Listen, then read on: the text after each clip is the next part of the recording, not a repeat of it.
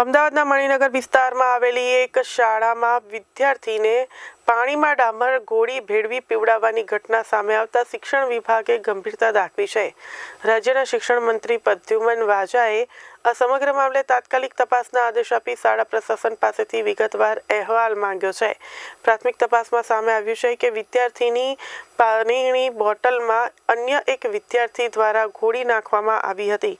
વિદ્યાર્થીને શંકા જતા તરત જ તેને હોસ્પિટલ લઈ જવાયો હતો અને સારવાર બાદ વિદ્યાર્થી સંપૂર્ણ સ્વસ્થ હોવાનું જાણવા મળ્યું છે।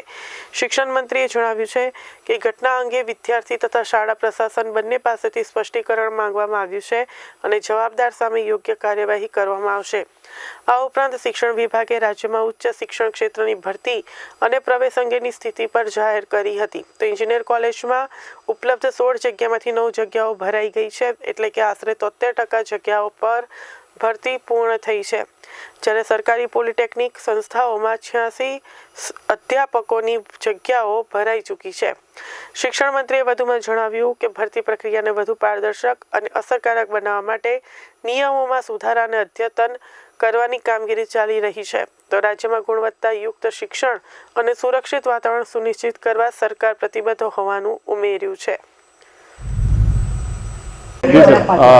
અમદાવાદની મણિનગરની એક શાળામાં એવી ઘટના બની હતી કે એ ઘટનાની તપાસ કરતાં એવું જાણવા મળેલું કે એક વિદ્યાર્થીએ બીજા વિદ્યાર્થીની પાણીની બોટલમાં કોઈ ગોળી નાખેલ હતી અને બીજા વિદ્યાર્થીને ત્યારે સ્મેલ આવતા એમણે શિક્ષકને રજૂઆત કરી હતી।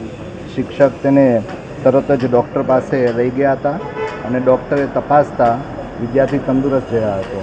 બીજા દિવસે શાળામાં બાળક વિદ્યાર્થી છે એ નિયમિત અભ્યાસ અર્થે પણ આવે છે અને આ ઘટનાની જાણ થતાં સદર શાળાના સંચાલક અને આચાર્યને પાસેથી ખુલાસો શિક્ષણાધિકારી દ્વારા માગવામાં આવ્યો છે અને શિક્ષણ નિરીક્ષકને પણ વિગતવાર તપાસ કરી અને અહેવાલ માગવામાં આવ્યો છે। મારા જાણમાં વર્તમાન પત્રમાં જે આવ્યું છે કે ઇજનેરી ડિગ્રી ઇજનેરી કોલેજોમાં શિક્ષકોની ઘટ છે, ત્યારે વર્તમાનમાં હું આપને માહિતી આપું તો 16 સરકારી ઇજનેરી કોલેજ ખાતે 16 જગ્યાઓ મંજૂર છે, તે પૈકી 9 જગ્યાઓ ભરેલ છે।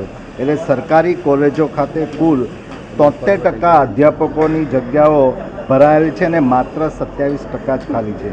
જ્યારે સરકારી પોલિટેકનિક ખાતે પણ જે એક અહેવાલ આવ્યો છે એ પ્રમાણે કુલ 86% અધ્યાપકોની જગ્યાઓ વર્તમાનમાં ભરેલ છે અને જે વિભાગે જે કાર્યવાહી કરી છે કે 10 વર્ષીય ભરતી કેલેન્ડરનો પણ આપણે આ જગ્યાઓ ખાલી જગ્યાઓનો આચાર્યનો સમાવેશ કરવામાં આવેલો છે।